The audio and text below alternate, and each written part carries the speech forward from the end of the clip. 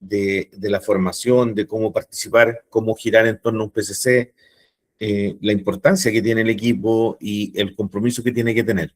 ¿Ya? Hoy día nos toca la actividad preliminar número 2. ¿Ya? Acuérdense que primero conocemos el equipo, quiénes son los profesionales que van a participar, ¿no es cierto?, en la elaboración de este sistema. Hoy día es lo que más nos complica, porque generalmente yo en el rol que trabajo muchas veces de asesora, muchas veces trabajo con una o dos personas en el desarrollo del sistema, porque si me coloco a trabajar con todas las personas, lamentablemente se demoraría mucho más, ¿no es cierto? Pero la idea es que, si bien es cierto, se puede trabajar un pequeño grupo, pero siempre estar haciendo participar a los demás miembros del equipo, ¿me entienden? Hoy día yo diría que tenemos un gran porcentaje de empresas que el sistema lo llevan una o dos personas. Y siempre nos vamos a encontrar con ese mismo tema. Déjenme que voy a apagar un poquito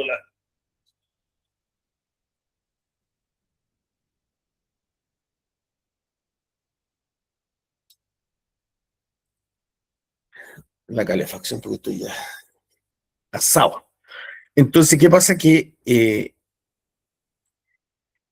pasa eso de que cuando lo manejan poquitas personas los sistemas, y yo lo veo, yo diría que en 7 de 10 empresas, que no es menor, puede pasar el tema que hablábamos el otro día de que alguien se fue o de vacaciones o se fue con algún tipo de enfermedad o simplemente encontró otro trabajo y el sistema queda botado y hay que retomarlo nuevamente. Bueno, es importante que ustedes también tengan claro los backups también en cada una, y por eso que la importancia de que el equipo participe todo. Además que de esa forma nosotros vamos a mejorar el tema de la competencia, ¿no es cierto?, de las personas, y vamos a aumentar la calidad y ¿cómo se llama?, la cultura de calidad y inocuidad alimentaria dentro de la planta. ¿Me entienden? Ahora, no es necesario a lo mejor que participen como muy, muy, muy, muy encima, pero sí, obviamente tenemos que hacerlo participar de los análisis de peligro, de los análisis de causa raíz, en la auditoría. ¿Me entienden? Generalmente, los que trabajamos en calidad nos da tanto miedo colocar a una persona a defender un área, y nos pasa, porque a mí también me ha pasado, porque nos tememos de que nos vaya a detectar alguna no conformidad porque alguien no se maneje correctamente o alguien hable un poco más de lo que corresponde, ¿me entienden? Que a veces se colocan muy creativos al momento de la auditoría. Y eso quiere decir que nunca lo hicieron anteriormente y en el día de la auditoría se colocan creativos. Así que a veces es complicado cuando... Entonces, ¿qué optamos? Y yo hablo también de mi punto de vista, que a mí también me tocó en algún momento defender la auditoría y obviamente tratar de sacar este barco adelante. Por eso es que hay algunos colegas que dicen que calidad subsidia a todo el resto de los equipos de la planta. Yo los invito a que ustedes crean, vayan pensando. Fíjense que el innovar es súper importante en estos temas de, de cultura. Hoy día fui a ver una planta, ya, X, y todavía me encuentro con procedimientos que son como de la era ISO 9001-2005, por decir una cosa así, 2008, no me acuerdo si es pero con 3, 4, 5 páginas y lo sigo encontrando. Entonces eso me llama la atención, que nadie se preocupe de ir innovando en los documentos, en los registros. Todavía me encuentro con acciones correctivas de avísele al jefe y separe el producto. Entonces, cosas así, eh, acciones correctivas como no sé, avise la mantención, o sea, son todos avisos, entonces no son soluciones concretas que van a tratar de como de inmediatamente tomar alguna acción para poder controlar el PCC, por lo menos, ¿me entienden? Entonces ahí tienen mucha actividad. Entonces, el innovar hoy día no está como muy del lado nuestro, ¿ah? yo he visto en algunos casos nomás que innovan, porque es mucho más fácil para un asesor ir, copiar y pegar un procedimiento, un registro que ya está aprobado en otra parte y solamente adaptarlo, ¿me entiendes? Pero la idea es que vayamos innovando. Entonces, yo los invito a que cuando hagan este organigrama de la empresa, hagan por y hagan las descripciones de cargo de cada uno de los cargos de la empresa según el organigrama, también hagan un organigrama del equipo de inocuidad y hagan una descripción de cargo también del equipo de inocuidad. O sea, eh, generar como un mapa de proceso, ¿me entienden? De cada cargo y cuáles son las actividades que están asociadas, cuáles se cruzan unas con otras, cuáles se apoyan, cuáles son soporte, ¿me entienden? Pero traten de crear una imagen de cómo funciona el sistema de gestión de calidad y inocuidad alimentaria dentro de la empresa, tratando de involucrar a todas las áreas. ¿Me entienden? Es como hacer un mapa de proceso. Yo generalmente estoy como haciendo cosas. El otro día, lo que yo les decía, los ebook, estos procedimientos que son, estos instructivos que son visuales, son súper importantes también para que ustedes vayan teniendo por lo menos la actividad macro y ir de lo general a lo más específico después con este mapeo de procesos, pero más orientado a un mapeo de cargos, cómo interactúan cada cargo en el sistema de gestión. A ver, si llega un reclamo, ¿quién va a participar? Si hay una materia extraña, por ejemplo, un perno, ¿quiénes van a participar? Va a participar producción, va a participar el equipo mantención. Entonces ustedes, al tener eso mapeado, ustedes van a poder también tomar decisiones más rápidas e informar, y que esa persona que le estamos informando también sepa lo que tiene que hacer. ¿Alguien quiere decir algo al respecto antes de que sigamos con esta segunda actividad? ¿Qué creen ustedes de lo que yo les digo? Por favor, hablen porque no estoy viendo la presentación. Hola Fabián, Paulina por acá. Les Paulina, mando un mucho saludo a gusto. todos. Desde Curicó estoy conectada para participar Para en el esta mundo. instancia. Sí, mira, tengo dos comentarios. El primero respecto de los procedimientos antiguos. Eso es tan frecuente, pero yo creo que es una trampa también que nosotros mismos como el área de calidad nos ponemos. ¿Por qué? Porque creemos que tenemos que tener procedimiento para cada paso que se da. Y eso es un problema de interpretación de las normas. Porque yo no necesito tener procedimiento para todo, pero sí necesito controlar más. Podría yo hacerme cargo en un procedimiento de varios controles, ¿cierto? Y no ¿Mm? tener o un instructivo, ¿cierto? Para cada ejecución, dependiendo de claramente el estándar de certificación que yo vaya a trabajar. Pero insisto, creo que eso es como un incentivo perverso de las mismas personas que trabajamos en el área de calidad, porque finalmente cada área no responde a identificar estos procedimientos. Y aquí va conectado con el segundo comentario. El área de calidad también tiene que hacer responsable a las áreas de ejecutar sus propios, me refiero en el hacer el documento y verificar que efectivamente esto se cumpla. No somos nosotros solo los responsables de armar el documento en sí. Podemos diseñar la estrategia, podemos efectivamente indicar el contenido en conjunto con el área, pero no hacernos responsables de todo porque finalmente eso pasa. Nos hacemos cargo de tanto documento que finalmente pasan al olvido muchos y te encuentras como el ejemplo que tú comentaste. Claro, muy bien, muchas gracias. Muchas gracias. Muy, muy, muy acertada tu opinión. En realidad nosotros somos los que, por eso es que yo digo, por ejemplo, cuando voy a algunas empresas que ya tienen implementado algo y me toca tomar de nuevo que yo he llegado a algunas empresas que me encuentro con un verdadero Frankenstein, ¿no es cierto?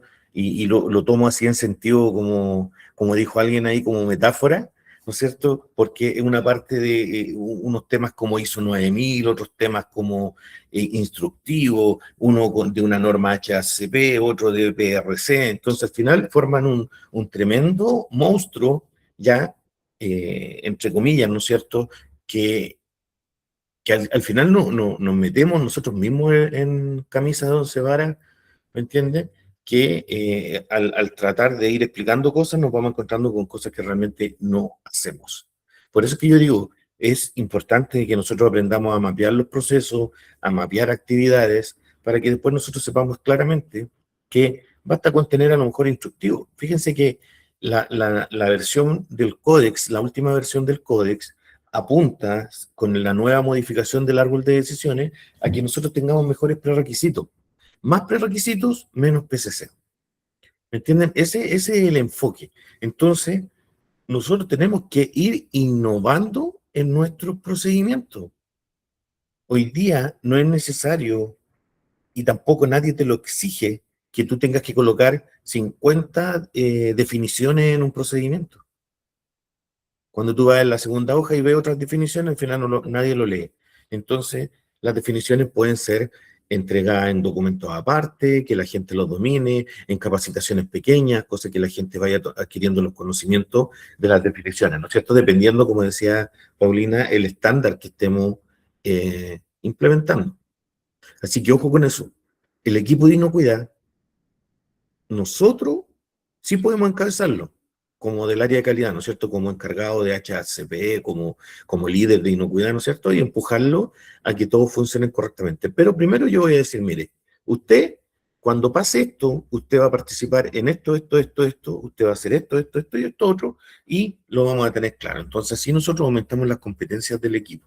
Entonces, fácilmente nosotros cuando logremos hacer eso, que es una tarea, ¿no es cierto? Es una tarea a corto, a mediano y largo plazo, nosotros vamos a poder decir, ok, cuando venga la auditoría, mire, eso lo va a ver tal persona, eso lo va a ver tal persona, eso lo va a ver tal persona.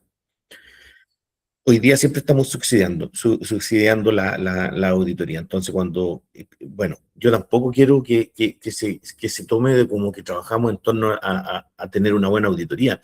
Lo que pasa es que ese es el momento en el cual nos mide y nos mide una persona que viene con una mirada externa, ¿me entienden? Pero lo ideal es que esto funcione correctamente en la empresa, ¿no es cierto?, donde nosotros estemos asesorando, trabajando, donde llevemos el sistema.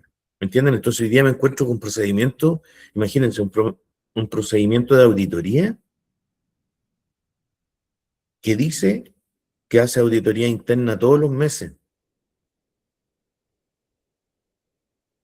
que la auditoría interna es mensual. Ya, a lo mejor yo te creo una auditoría interna mensual que tú desglosaste tu sistema y lo dividiste en 12 auditorías, pero ni siquiera decía eso. Entonces, por ahí va el tema y eso es parte del compromiso de los miembros del equipo, de la dirección y de nosotros que trabajamos en el área de calidad. Ok, preguntas, dudas, inquietudes. ¿Alguien quiere decir algo más? ¿Por qué? Dígalo ahora.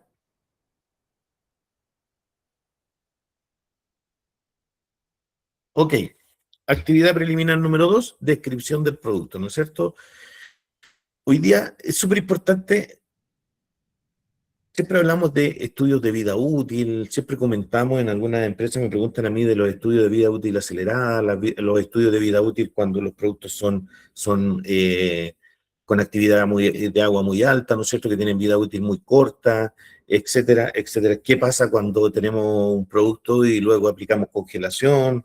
Eh, eh, eh, hay muchas cosas, muchas incógnitas que de repente tenemos. Los precios también de estas actividades, ¿no es cierto?, de, de vida útil acelerada, son muy caros y ahí nosotros tenemos que ver cómo podemos ir demostrando, evidenciando, validando algunos pasos de la descripción del producto. Especialmente, como les decía yo el ejemplo, los estudios de vida útil, cómo nosotros determinamos la vida útil. Ahí hay varios ensayos internos que se pueden hacer que son muchas veces quedan como a la estructura o al ingenio que puede tener el equipo de inocuidad para hacer un estudio de video o la gente de desarrollo, ¿me entienden? Si no tenemos los recursos y no podemos enviar afuera a hacer un estudio de vida útil, ahí tenemos que tratar de buscar la bibliografía y en base a eso nosotros validar nuestro sistema de cómo nosotros determinamos vida útil. ¿Ok? ¿Qué vamos a ver hoy día? Introducción, objetivo de la descripción, nombre y composición detallada del producto, características físico-químicas y procesos, sistemas envasados, materiales utilizados, condiciones de almacenamiento y distribución, vida útil y fechas de caducidad, instrucciones de uso y grupos de consumidores, específicamente los grupos vulnerables, formato estándar de fichas técnicas HACCP, relación crítica con el diagrama de flujo, validación de la información técnica y errores comunes en la descripción del producto. Para terminar con la diapo número 12, que va a ser documentación y verificación del plan HACCP.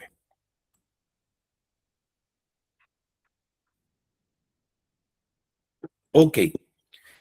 Primero que todo, nosotros tenemos que determinar cuál es el propósito, cuáles son en nuestro propósito preliminar, ¿no es cierto? Como dice ahí, dice definir el propósito de la segunda actividad preliminar HACCP para establecer la base crítica de identificación de peligro. Cuando nosotros hablamos de la descripción del producto, es porque nosotros necesitamos conocer el producto, ¿no es cierto? Las características físico-químicas, los, los, los los componentes que pueda tener, ¿no es cierto?, la forma de preparar, la forma de almacenar, porque en base a eso, durante el proceso, nosotros vamos a poder determinar cuáles son los peligros que afectan a este producto.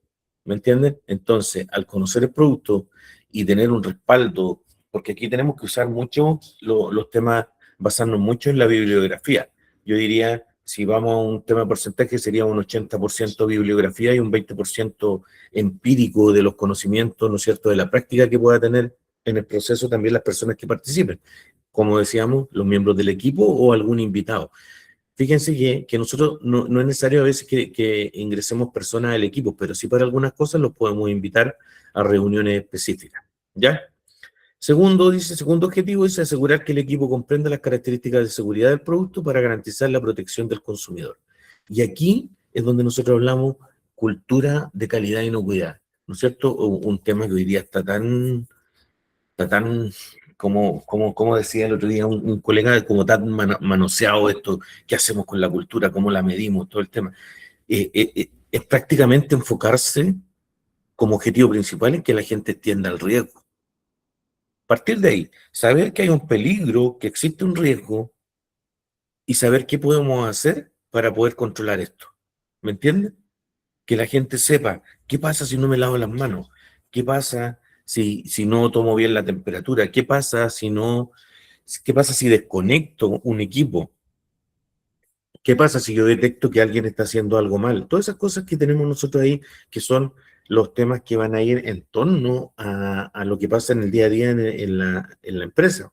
Entonces, primero asegurar que el equipo de inocuidad entienda todo esto y después traspasarlo también a las personas en la operación.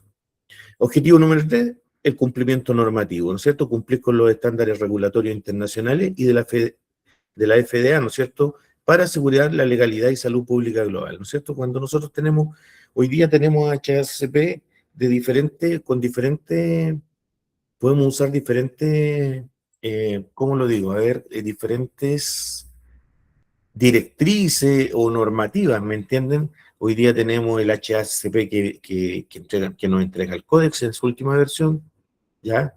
Tenemos el HACCP de la norma chilena, por ejemplo, en Chile, que hoy día hay dos normas, ¿no es cierto? La 2861-2004 y la que está vigente, que es la 2861-2011, y por otro lado tenemos los temas legales también, que son los que nos entrega en Chile, ¿ya? Ahora, si hay alguien de otro país, me podría indicar si tienen, si legalmente a ustedes le exigen implementar HACCP acá en Chile a través del Reglamento Sanitario de los Alimentos, el Decreto Supremo 977, ¿no es cierto? En el artículo 69 nos dice que tenemos que implementar las BPM y HACCP, solamente implementar. Entonces, el cumplimiento legal es lo que ustedes tienen que verificar, ¿no es cierto? Y eso obviamente está en la información bibliográfica. ¿Cuál va a ser qué van a usar ustedes como directriz para poder implementar este sistema? ¿Alguna consulta hasta el momento? ¿Están viendo la diapo, no es cierto?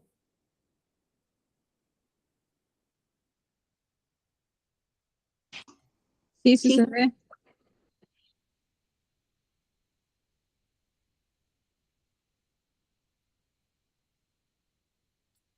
Perfecto. Nombre y composición del producto. Nombre y composición del producto. ¿Qué les dice a ustedes eso como título, por ejemplo? A ver quién me ayuda ahí de los que está. ¿Qué nombre y composición del producto? ¿Dónde nosotros vemos el nombre y la composición del producto? Específicamente cuando estamos revisando un plan HACCP o un sistema HACCP. La ficha técnica. las fichas técnicas, ¿no es cierto? Fichas técnicas completas, porque yo todavía veo, bueno, hay algunas personas que tienen fichas técnicas comerciales, que son más didácticas, ¿no es cierto? Que son como para algunos de las partes interesadas, algunos clientes, y también están las fichas técnicas que son más específicas, que entregan mucho más información, ¿ya? Es una descripción técnica que nosotros tenemos que desarrollar.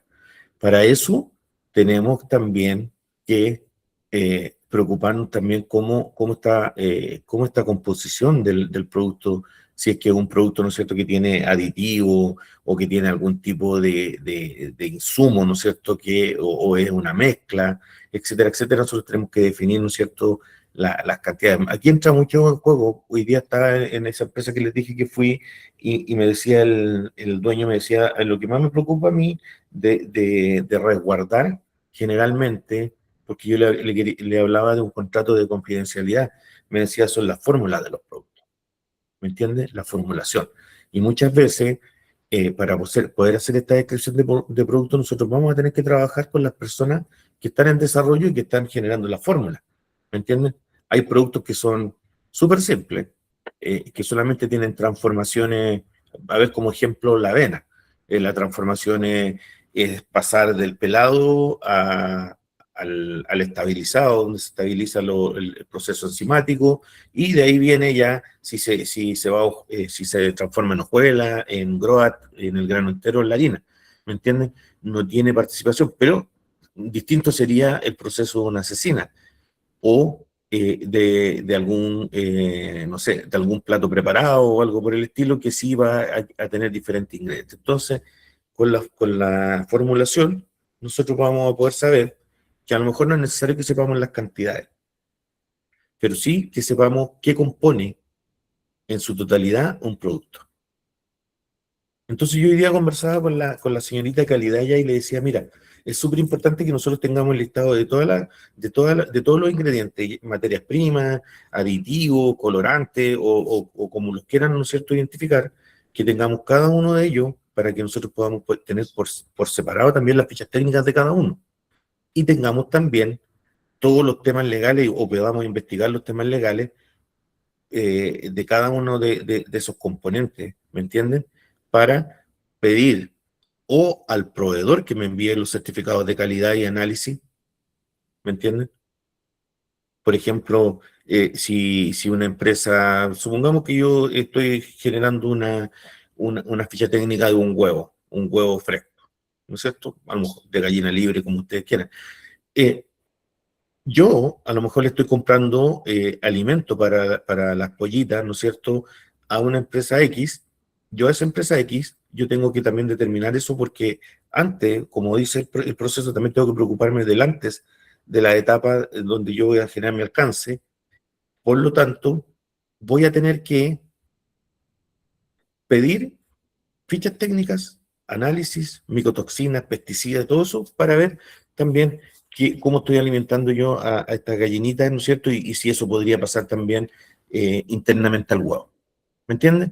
Dice aquí, definir el nombre descriptivo y comercial es vital para la trazabilidad. Se debe incluir la lista completa de materias primas e ingredientes según normativas internacionales vigentes. Normativas nacionales o internacionales. Ahí me faltó los nacionales. ¿Ok? Un listado de todos los ingredientes y así nosotros vamos a saber porque fíjense que al tener todos los ingredientes vamos a poder identificar también si es que existe algún alérgeno. Por lo tanto, si hay algún alérgeno, inmediatamente nosotros ya tenemos un grupo vulnerable. Por lo tanto, control, alérgenos críticos, control y aditivos funcionales, ¿no es cierto? Tenemos que ver también cómo están constituidos los aditivos también y después nosotros vamos a ver si algún aditivo podría en algún momento aportar algún peligro también a este análisis de peligro cuando lo tengamos que hacer, ¿no es cierto?, en los 7 principios básicos. Por lo tanto, al describir el producto, tener todos sus componentes, tener todas las fichas técnicas de cada componente, tener en lo posible todos los análisis relacionados con cada uno. Fíjense que la otra vez yo, no sé si les contaba a ustedes, eh, un análisis de peligro, una auditoría nos pasaron una no conformidad. Resulta que nos llegó un ingrediente que eran pasas, ¿ya? estas pasas de uva que llegaron a la planta, y en la etiqueta y en la ficha técnica decía que contiene sulfito. Y resulta que nosotros, al no tener esa materia, que era un ingrediente de una preparación, nosotros no incluimos esos sulfitos dentro del listado de alérgenos, y no lo incluimos en el análisis de peligro. Por lo tanto, nos generó ahí una no conformidad que, bueno, la fuimos defendiendo, porque sí, en algún momento hablamos de los sulfitos en el análisis de peligro, pero no era enfocado en eso, ¿no? O sea, al final la defendimos. Yo estoy hablando de hace alrededor como 10 años, 12 años atrás. Entonces, es súper importante la descripción del producto y la composición del mismo.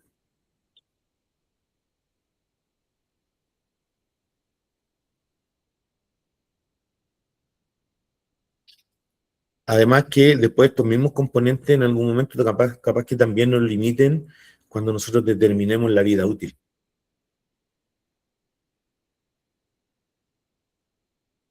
¿Alguna consulta? ¿Alguien quiere decir algo? Hola Fabián, Hola. hola a todos. Oye, solo como un alcance con ¿Ya? este tema de los ingredientes y las declaraciones que a veces quieren que hagan o no. A mí me tocó una vez en una empresa que eran muy celosos con las formulaciones y querían transformarse orgánicos, querían certificarse orgánicos. Y lo primero que yo les dije, que si se certificaban orgánico, la receta iba hasta en la etiqueta porque en orgánico tienen que poner los porcentajes de ingredientes con porcentaje o partes por millón. Entonces la receta básicamente iba completa en el envase, y al final solo por eso dijeron no, no nos vamos a certificar orgánico porque no queremos que nuestras recetas aparezcan y las conozca todo el mundo. Como curiosidades que pasan en la empresa.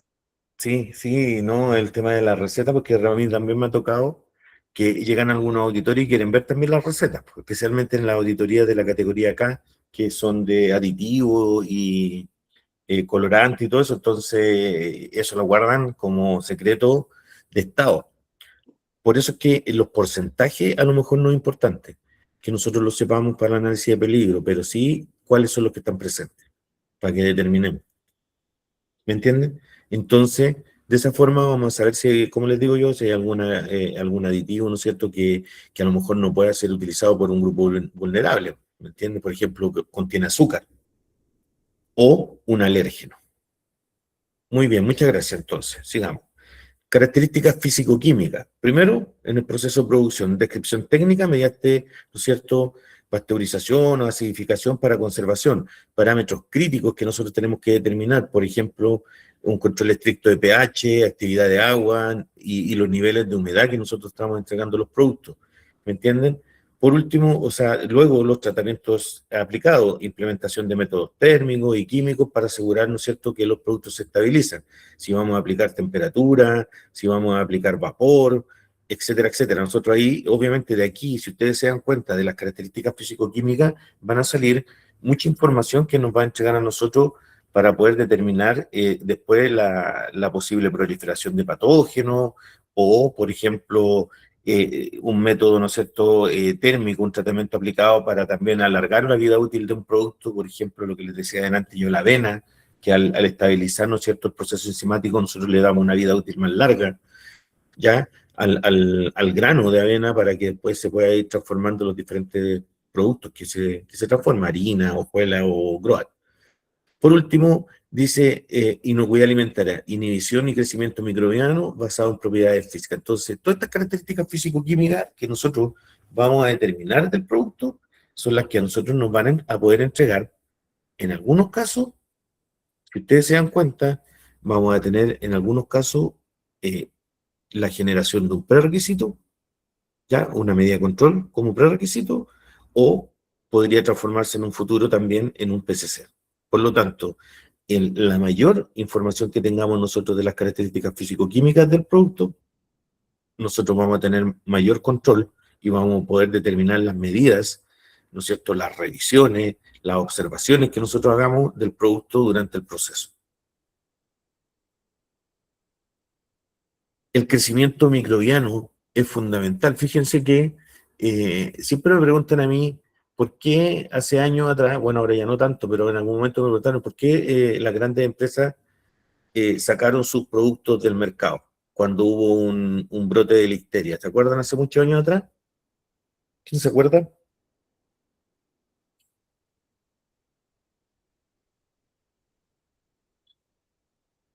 Listeria monocitógene, queso chebrita, por ahí, no sé, alguien si se acuerda de esa marca.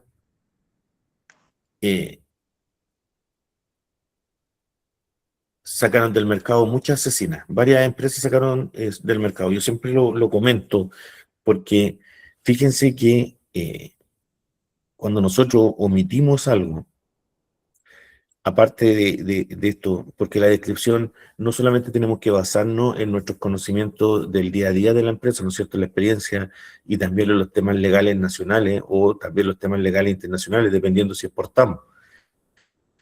Tenemos que tener una visión. Hoy día, con este tema de la globalización, hoy día con la IA, con un montón de herramientas que existen hoy día, podemos también ver cómo se comportan los patógenos, a lo mejor en el mismo producto que nosotros estamos elaborando, estamos describiendo en otros países, con otros climas, con otras alturas, con otros tipos de consumo. ¿Me entienden?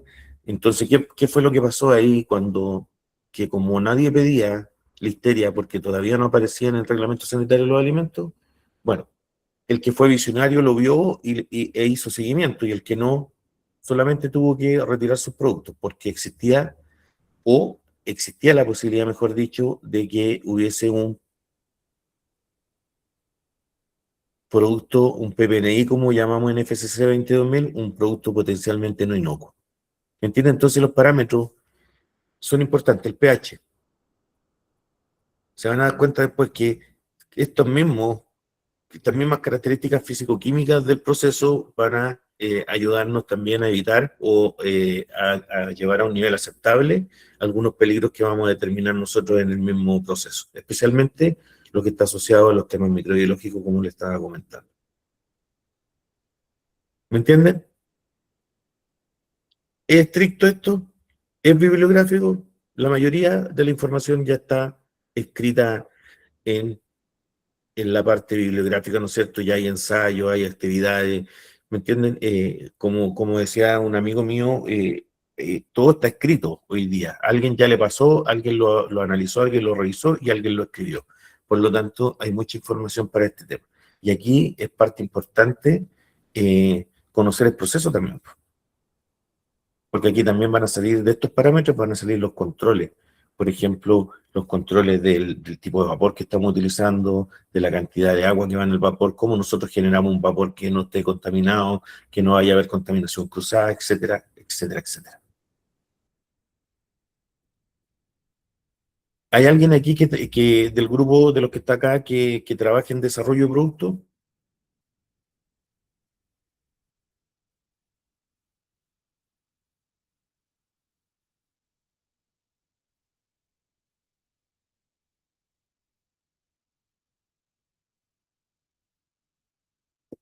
¿No? La gente desarrolla productos en este tema, ¿no es cierto? Porque obviamente las combinaciones, cuando nosotros vemos los temas de pH, actividad de agua, ¿no es cierto? Muchas veces están asociados al comportamiento del producto también. Si se va a compactar, ¿no es cierto? Si se va a desgranar, si va a quedar comprimido, cómo va entre comillas, no sé si la palabra es la correcta, pero cómo va a coagular un producto, ¿no es cierto? Para que quede formado como una barra, qué cantidad de agua, qué cantidad o sea, o qué porcentaje de agua o de humedad va a tener el producto, ¿no es cierto? Y obviamente también hay algunos productos, por ejemplo, como la harina de trigo, que ya por un tema legal tiene un porcentaje de humedad que no se debe sobrepasar. Tengo entendido, si mal no recuerdo, es sobre el 14% o el 15%. Tenemos que tener claro también, y esto es súper importante, hoy día lo hablaba en esta empresa donde andaba, porque me gusta cuando parto en una empresa nueva y donde los conocimientos muchas veces no son tan grandes, porque en realidad uno puede hacer muchas cosas y puede dirigir muy bien la implementación de un sistema. En el tema de la descripción, el sistema envasado es fundamental. Determinar el tipo de envase, ¿me entiendes? ¿Cuál es el envase que va a estar en contacto directo con el producto? ¿Cuáles son las normativas que están asociadas a los envases? Si hay normativas internacionales asociadas a los envases, los tipos de plásticos, si es que existen, los análisis que tenemos que hacer de migraciones. eh, y también tenemos que, cuando hablamos de envases, tenemos que preocuparnos también de las tintas, de los sellos. Fíjense que el otro día una persona, no sé si está aquí en el grupo, me preguntaba si yo sabía de algún proveedor que entregara estos clips para el pan este de molde, este que cierra la bolsa, porque no le sirve a ellos el que está hoy día que se usa, porque el detector de metales lo detecta, entonces no tiene que pasar las bolsas abiertas, después sellar, entonces se pone más engorroso el sistema. Pero en realidad no conozco no sé si alguien lo conocerá por ahí, me pasa el dato, pero no conozco algún tipo de clip que no sea este que lleva alambre.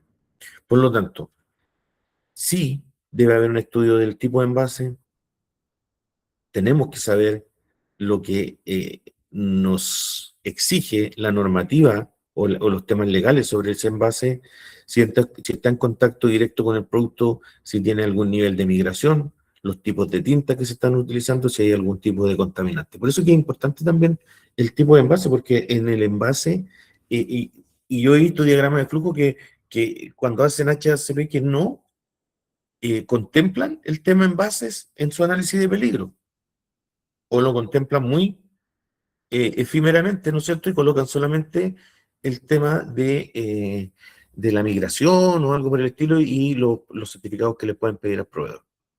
Es importante que hoy día nosotros también nos preocupemos bastante de esto, de los envases, tipos de envases, calidad del envase, ¿no es cierto? De la integridad, la seguridad y la protección que le puede dar al producto. O sea, aquí, netamente, esto, lo que hemos hablado, este punto y el punto anterior, está asociado al desarrollo cuando nosotros sometemos a tensión o a presión los envases, qué pasa en ciertas condiciones de almacenamiento, etcétera, etcétera. Por eso, configuración de envases primarios y secundarios según el diseño técnico específico del producto, tenemos que tener especificaciones técnicas, tenemos que saber qué usa el proveedor para crear los envases. Integridad y materiales, uso de atmósfera modificada o vacío en materiales certificados para el contacto directo con alimentos, si es que nosotros necesitamos también aplicar ese tipo de herramientas. Tercero, protección externa, barreras físicas, químicas y físicas diseñadas para prevenir la entrada de contaminantes externos críticos. Por mucho tiempo hubo un método envasado en el cual a los productos, los envases plásticos que se hacían en estos termos donde iba el film, ¿no es cierto? Y iba cortando las bolsas, por ejemplo, las bolsas de azúcar, por mucho tiempo se pinchaban las bolsas para que las bolsas no se inflaran. Algunas bolsas fueron con algunos orificios, ¿no es cierto?, para que también no hubiese un, una generación, no sé, de humedad interna en algún tipo de transporte, por lo tanto se iba a poder inflar. Y obviamente también hubieron otras también, por ejemplo, otros problemas cuando empezaron a modernizarse, por ejemplo, los molinos de harina de trigo y empezaron a utilizar estos envases valvulados y no nos hemos ido dando cuenta con el tiempo que los envases valvulados sí son vulnerables. Entonces, tenemos que preocuparnos de la integridad, la seguridad y la protección del producto. El envase es fundamental. Y de aquí también pueden haber que nosotros determinemos peligros que puedan afectar los productos también. Y también desde el punto de vista de la calidad, desde el punto de vista de la legalidad. ¿Se entiende? ¿Alguien quiere preguntar algo o decir algo? Solo como eh, cultura general, con este tema del desarrollo de la quinta gama, que son estos platos preparados, Mm. hubieron muchos desarrollos en Chile de estos productos, este chismecito de PF, por ejemplo. No se pudieron desarrollar acá en Chile. Y si se dan cuenta, cuando ustedes los van a comprar, dicen todos hechos en España, hechos en Francia, porque acá no existió la tecnología de generar envases que fueran, por ejemplo, microondeables. Y por muchos años YPF sigue tratando de traerse esos productos acá a Chile, pero el costo de desarrollar esos envases acá en Chile ha sido carísimo. Sale mucho más barato hacerlos en otro lado e importarlos, con todo el cacho que es importar un alimento, que desarrollar eso. Entonces, igual no se asusten, no preocupen cuando ustedes quieran hacer algo en su empresa y acá no exista la capacidad técnica, también aprendan o también inténtenlo ver para afuera y ver si está desarrollado, ver quién lo hace para poder integrar eso a sus plantas, bueno, con todo el análisis de peligro y todas estas cosas que se habla de generar proveedores que tú no vayas a estar viendo. Solo eso. Sí, sí, eso es importante porque, por ejemplo, nosotros hace poquito implementamos en una empresa que tiene estos vasos, que tienen un barniz interno, que son para los cafés y para las bebidas. Y también ellos traen tecnología y costó mucho que trajeran tecnología afuera para poder generar eso. ¿Me entienden? Ese barniz que va a entrar en contacto, porque siempre uno se pregunta, ¿qué pasa cuando yo le echo agua caliente a un vaso? ¿Habrá algo que sale del vaso y que migra, etcétera, como nosotros no estamos viendo ni en las materias extrañas en una Coca-Cola, ni tampoco en un café? ¿Me entienden? Entonces, yo creo que nosotros aquí es porque nos hemos ido quedando atrás nomás, porque yo creo que ellos tienen desarrollados, además que tienen la tecnología.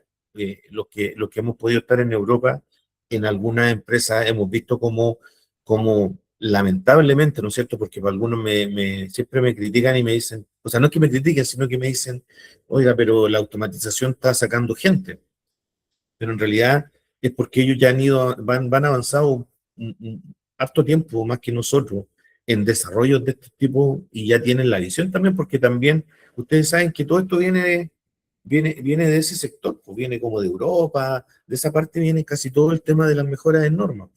Entonces, a nosotros, hoy día, si está creado en otro lado, bueno, ¿para qué vamos a inventar la rueda? ¿O no? Entonces, a veces hay que traspasar, si nosotros queremos ir innovando nuestros productos y mejorando el tema, vamos a tener que traer de afuera a lo mejor algunos envases. Hace un tiempo atrás nosotros hicimos un seminario de molinería y tuvimos una persona, no me acuerdo el nombre ahora, que era como experto en temas de envases.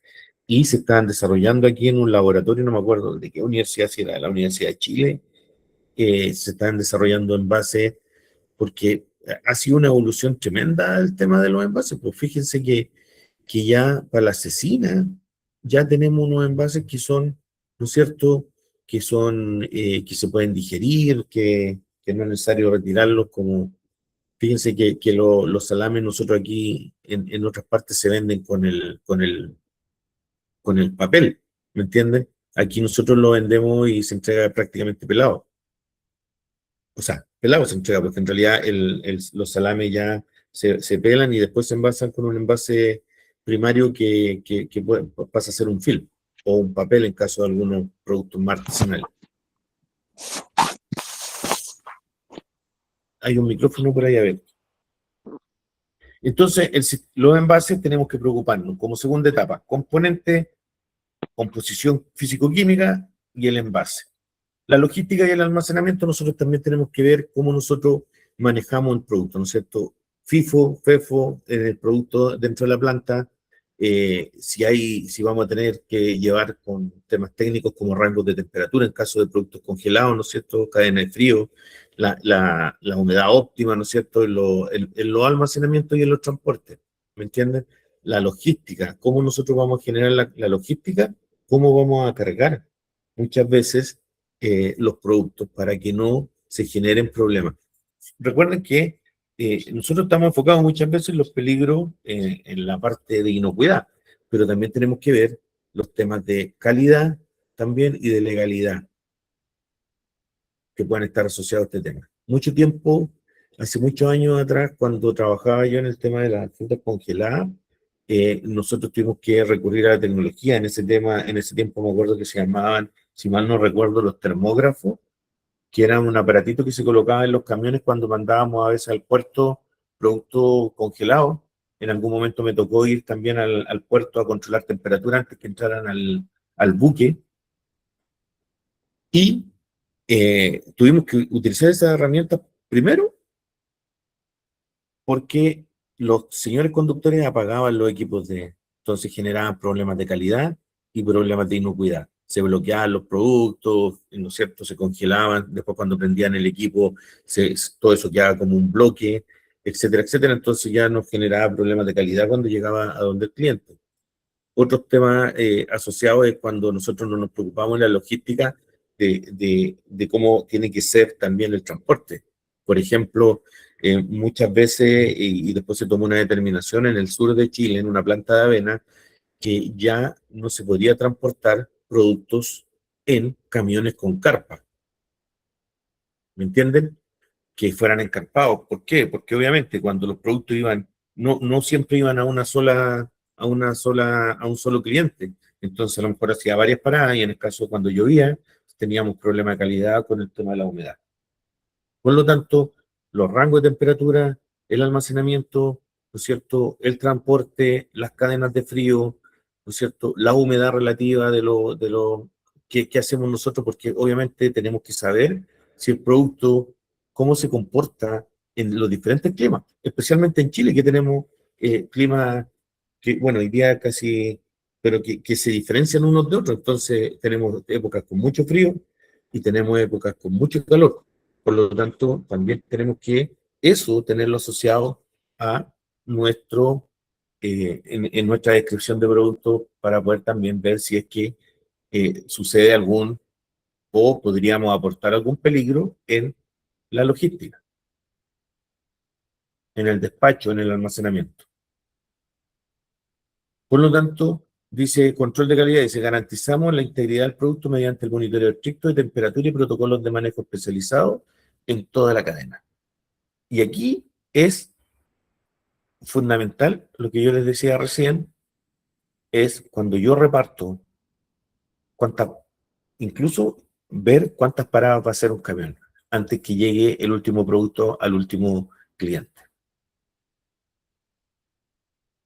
Y aquí entran otras cosas más que después nos van a permitir a nosotros determinar, por ejemplo, los prerequisitos de limpieza de las bodegas, los prerequisitos de almacenamiento, FIFO, FEFO, y también los prerequisitos que van a estar asociados a la limpieza y sanitización de los medios de transporte, especialmente cuando nosotros transportamos productos a granel. ¿Ok? Logística y almacenaje. Vida útil del producto, vida y caducidad del producto, ¿no es cierto? Es parte importante acá. Hoy día en la auditoría hay algunas normas como BRC que te piden ensayos de vida útil cuando desarrollas productos nuevos. Entonces, dice la determinación técnica establece la vida útil bajo condiciones específicas, integrando metodologías para definir fechas de vencimiento y consumos preferentes garantizados de inocuidad. Aquí no existe, bueno, los estudios de vida útil acelerado te pueden entregar cierta información u otros tipos que tú puedes enviar a laboratorios externos que te podrían entregar algún informe, ¿no es cierto?, que valide tu vida útil, pero generalmente es levantar información, comparar, tener diferentes herramientas que ustedes puedan determinar, ¿no es cierto?, por condiciones técnicas, ¿no es cierto?, como dice ahí, por evolución en cambios sensoriales, por seguridad, control microbiológico y obviamente también cómo nosotros manejamos los criterios de inventarios con el first in o first out o lo primero que expira, lo primero que sale. Ahí ustedes, hay algunas empresas que tienen la combinación de ambos dependiendo de los productos, cuando elaboran más de un producto. Por lo tanto, nosotros hace tiempo atrás hicimos un estudio de vida útil interno en una empresa, que lo hicimos como un ensayo, parece que lo copiamos de algún lado, no me acuerdo muy bien, donde era en un molino de harina de trigo. Nosotros de un lote específico envasamos, el producto ahí duraba 6 meses. Esa era la vida útil que se había determinado según información también de los tipos de aditivos, de la vida útil del aditivo que vencía primero, etcétera, etcétera. Pero se determinó 6 meses y para poder validar eso internamente tomamos 9 muestras del mismo lote, en el mismo envase, y se almacenaron en las condiciones que establece el producto, ¿no es cierto?, en un ambiente seco y fresco. Por lo tanto, se fueron haciendo actividades primero de calidad, todos los meses se hacían y cada 2 meses se enviaban a hacer análisis de microbiología al laboratorio externo. Entonces, se hizo una tabla donde fuimos viendo cómo se comportaba el producto, si iba perdiendo temas de calidad, ¿no es cierto? O si había presencia o desarrollo de algún patógeno. Y ahí nosotros pudimos hacer un informe bastante artesanal, pero interno, que al final lo validamos también con bibliografía y con temas comparativos y con el análisis de los componentes que tenía el producto. Por lo tanto, estos estudios de vida útil, bueno, obviamente es súper importante que si ustedes tienen los recursos para hacer un estudio de vida útil, o si el producto es muy sensible, o el grupo vulnerable, o el grupo de consumidores que lo va, es un grupo que es como muy, no sé, pues, si es para bebés, para niños, ¿no es cierto? A lo mejor es necesario que nosotros hagamos un análisis en un laboratorio externo que nos pueda validar, hacerlo internamente y hacerlo con un externo. Obviamente eso va a depender mucho de los recursos. No sé si alguien ha enviado de los que está acá a hacer algún análisis de vida útil acelerado. ¿Me están escuchando o no? Hola. Sí, se escucha. Ya, Sí, ¿alguien ha pero enviado? en mi caso no lo mandé porque era muy caro. Pero alguien que haya enviado para saber más o menos cómo es. Nadie ha enviado a hacer análisis de vida útil porque son carísimos, están entre los 3 a 6, 7 millones de pesos dependiendo del producto. Yo envié uno, Ya, cuéntenos un su plato experiencia. preparado, pero era un plato preparado en atmósfera modificada. Ya, Que, claro, pues estaba en 15 días y era para aproximadamente 45 días.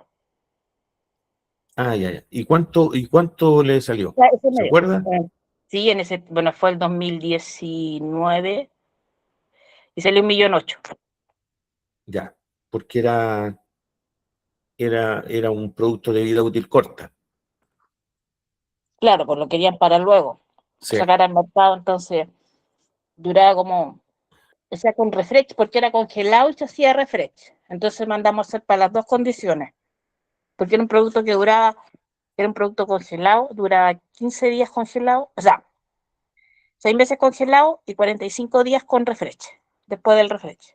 Ya. Entonces por eso se hacían estos dos estudios. El acelerado se hizo para el congelado y el refresh. Ya. Claro. Entonces, y más o menos salió por ahí como 1.800.000, más o menos. Sí, No son baratos. Por lo tanto, ahí hay que ver, pero a veces es necesario que lo tengamos que hacer porque, como decía alguien por ahí, podemos dejarla embarrada. Entonces, estudio de vida útil, experiencia, ensayo, análisis, ¿no es cierto?, con condiciones técnicas, los temas sensoriales, los temas microbiológicos, y obviamente también las condiciones en las cuales el cliente tiene que almacenar el producto. Y nosotros muchas veces no, fíjense que el otro día hablábamos que hay personas de repente, y me voy a incluir, que en algún momento compré o me regalaron, parece, no me acuerdo, un quintal de harina de esos de 25 kilos, y no hago pan nunca, y ahí tengo la harina. Me regalaron una vez en una planta de avena un saco de hojuela gruesa de avena. Claro, de primera uno come con yogur y todo ese tema, y ahí que la dieta que sirve y todo eso. Y ahí tengo una caja, lo tengo en una caja plástica, yo creo que ya tiene más de un año. Eh, Me da no sé qué botarlo y no sé si estará bueno, pero está en una caja plástica con tapa y todo eso, como hermético. Pero no, claramente ya tiene más de la vida útil que me dijeron cuando me lo regalaron. Pero bueno, ahí está también todos esos comentarios. El otro día alguien me preguntaba, bueno, no el otro día, hace tiempo, ¿me podré comer un yogur que venció después de 3 días que esté vencido?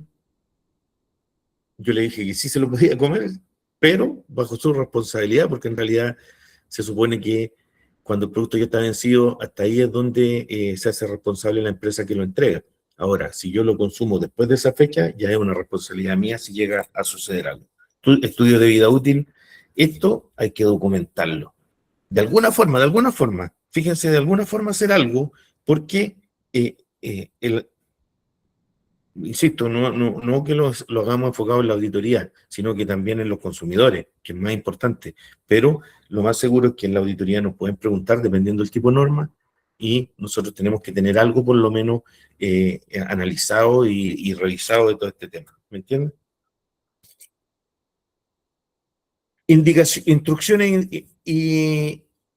e indicaciones, y aquí sería como parte del principio número 3, o sea, de la actividad preliminar número 3, ¿no es cierto?, el uso previsto.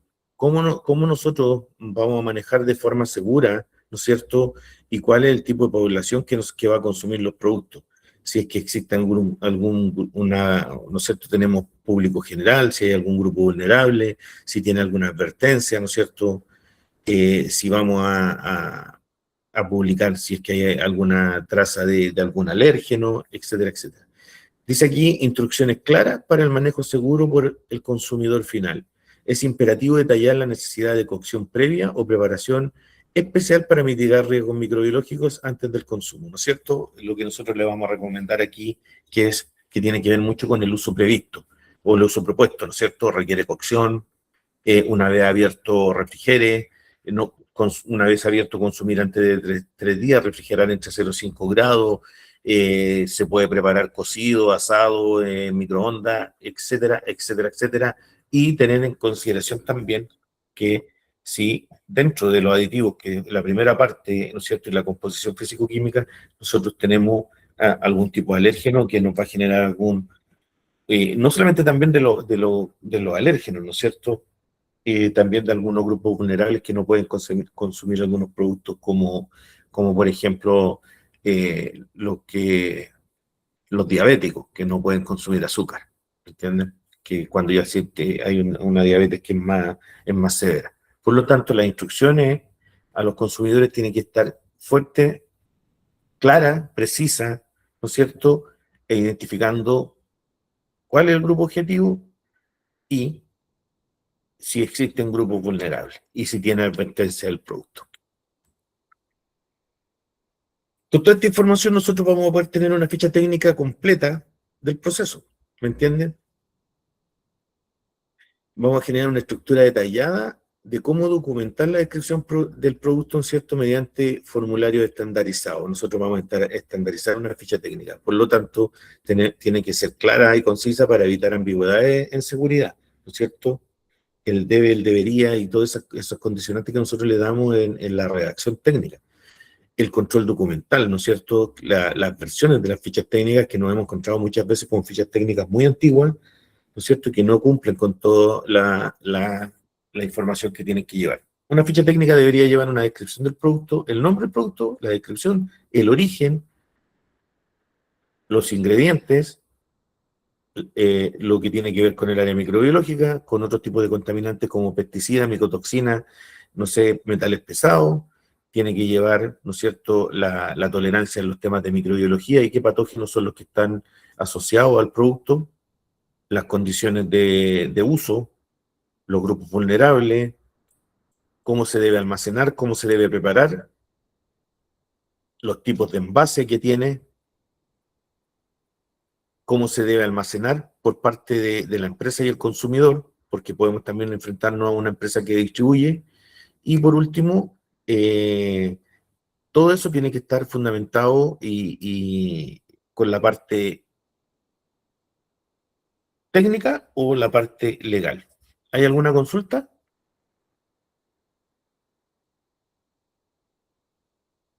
Ay, ¿se escucha? Sí. Ah, ya. Hola, consulta. Dentro de la ficha técnica también tiene que ir plasmado el cómo se tiene que, por ejemplo, paletizar o qué tipo de palet se debe utilizar, o no es necesario en este caso. Depende mucho del mercado, porque de repente hay algunas empresas que te dicen, si tú me lo vas a enviar en pallet de madera, tienen que ser chep, tienen que estar sanitizados, tienen que estar con una pintura X o que tienen que estar fumigados. Eso todo depende de tu relación con el cliente, las especificaciones técnicas, porque puede ir a piso, pero no en directo con el piso, porque puede ir, ¿no es cierto?, a granel, por ejemplo, va a granel en una, ¿cómo se llama?, en una bolsa interior dentro del silo, o va directo contra el silo, no sé, eso es parte de la especificación técnica dependiendo de lo que tú hayas o lo que te exija también tu cliente. Por ejemplo, hace muchos años atrás, cuando trabajaba yo en Jansa, Coca-Cola por normativa, ¿no es cierto?, de Coca-Cola Company, exigía que los camiones graneleros no se sanitizaran con amonio cuaternario porque quedaban residuos, quedaban trazas. Entonces, tuvimos que cambiar la forma de sanitizar. Entonces, todas esas cositas son especificaciones técnicas que tú manejas con tu cliente, ¿me entiendes? Cuando tú te sientas a conversar. ¿Qué quiere que lo quiere a piso? ¿Lo quiere en camión cerrado? Puede ser encarpado, lo necesita con temperatura, etcétera, etcétera. Todo eso tiene que estar ahí y obviamente tú lo conoces porque es tu producto. Ahora es que te acepta el cliente. ¿Me entiendes? Gracias. Porque claramente tú puedes estar enviando un producto de una forma y ha pasado, ¿no es cierto? Y resulta que cuando llega al destino te lo rechazan. Relación crítica, ¿no es cierto? Definición de los pasos para desarrollar, ¿no es cierto?, la descripción técnica, todo lo que está asociado al diagrama de flujo productivo, ¿no es cierto?, dentro del proceso, para poder tener una buena ficha técnica, sincronización técnica, ¿no es cierto?, vinculación entre las características del producto y las etapas del proceso, ¿no es cierto?, porcentaje de humedad y qué humedad tiene el proceso, ¿me entienden? ¿Cómo nosotros podemos controlar eso? Seguridad operativa, indicación de puntos donde la composición, ¿no es cierto?, afecta la inocuidad y la secuencia, ¿no es cierto?, del proceso, donde podría el producto dentro de la parte operativa contaminarse. Y eso va a estar asociado después cuando nosotros hagamos nuestro análisis de peligro etapa por etapa, ¿no es cierto?, que va a ser el principio número 1 de nuestro sistema HACCP. Con respecto a la validación, ¿no es cierto?, de la información técnica, existen varios pasos. Uno, prueba de laboratorio, verificación mediante datos, ¿no es cierto?, de pruebas de laboratorio, análisis físico-químico, preciso, ¿no es cierto?, con parámetros declarados, ya, para eso tenemos la legislación. Rol del supervisor, ¿no es cierto?, que sería otra forma de validar, ¿no es cierto?, la información técnica, donde va a validar, ¿no es cierto?, la exactitud de las instrucciones de uso y asegurar también el cumplimiento de los parámetros críticos, lo que va a hacer durante la operación, más que nada los supervisores y todas las personas que participen en la operación. Gestión de cambio, ¿no es cierto?, también es que cada vez que nosotros tengamos un cambio en la legislación o de un producto, de un ingrediente, de un proveedor de un envase o de un envase, nosotros podamos actualizar obligatoriamente, ¿no es cierto?, toda esta información y estas fichas técnicas. Es importante eso, y eso es lo que más cuesta la gestión del cambio, porque muchas veces depende de otra área la compra del material de empaque. Entonces, cuando tú generas la compra del empaque, cuando tú ya tienes una ficha técnica con un empaque, viene alguien y te compra un producto porque lo encontró más barato. Y ahí están los temas de cultura, de calidad, inocuidad y la conversación que tiene que haber, y lo que yo les decía en un principio, cómo un departamento tiene que unirse con otro y se enlaza a través de un mapeo de proceso.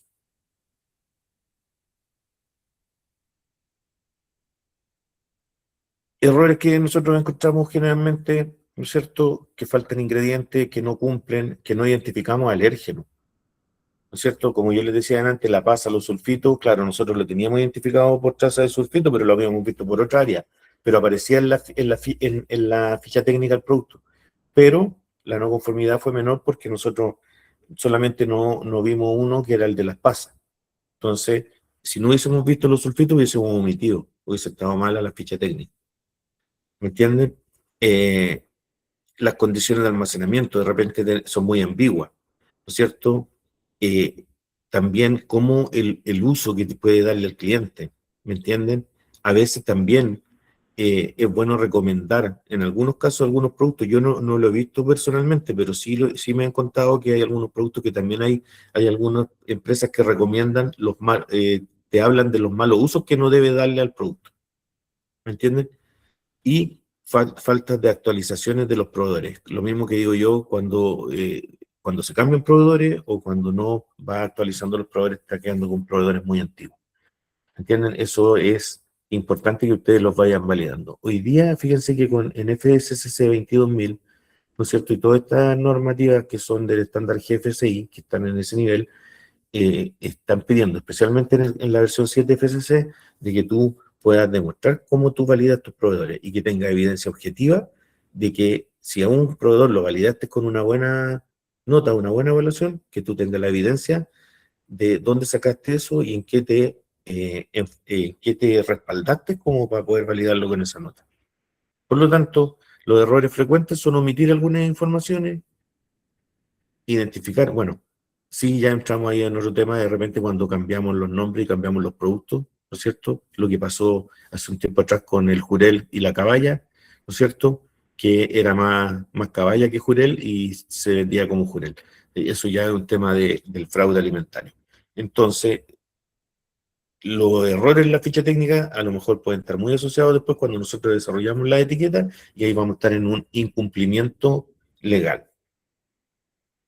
Con respecto a la documentación, simple, registros maestros, presentación, ¿no es cierto? Cómo nosotros podemos presentar toda esta información, cómo la preparamos nosotros ante una auditoría. Eso tenemos que ensayarlo, ¿me entienden? Cuando nosotros vamos a demostrar el principio, o sea, la actividad número 2 y 3, que acá lo incluí las dos en una, la descripción del producto y el uso previsto, tengan ustedes como ya preparado cómo lo van a demostrar frente al auditor. No esperar el día de la auditoría, sino que ir haciendo ensayos en la medida que ustedes vayan revisando internamente sus procesos. Cumplimiento, ¿no es cierto? Que se mantengan los registros de verificación, que estén, ¿no es cierto?, cumpliendo con el tema normativo legal, que haya evidencia, ¿no es cierto?, y que se pueda, y que esté almacenada, que esté ahí disponible. Y obviamente que estén las garantías, ¿no es cierto?, de la integridad y la veracidad de toda la documentación por parte de las diferentes áreas, no solamente calidad. La documentación y la verificación tienen que estar, se deben manejar de manera correcta, deben estar respaldadas, ¿no es cierto? Y deben estar disponibles.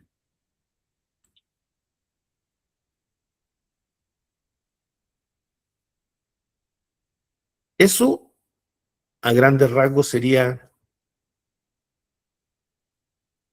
como nosotros podemos describir de manera completa y por partes nuestro producto.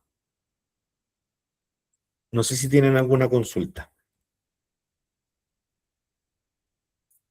¿O alguien quiere decir algo? Porque estamos ya en la hora.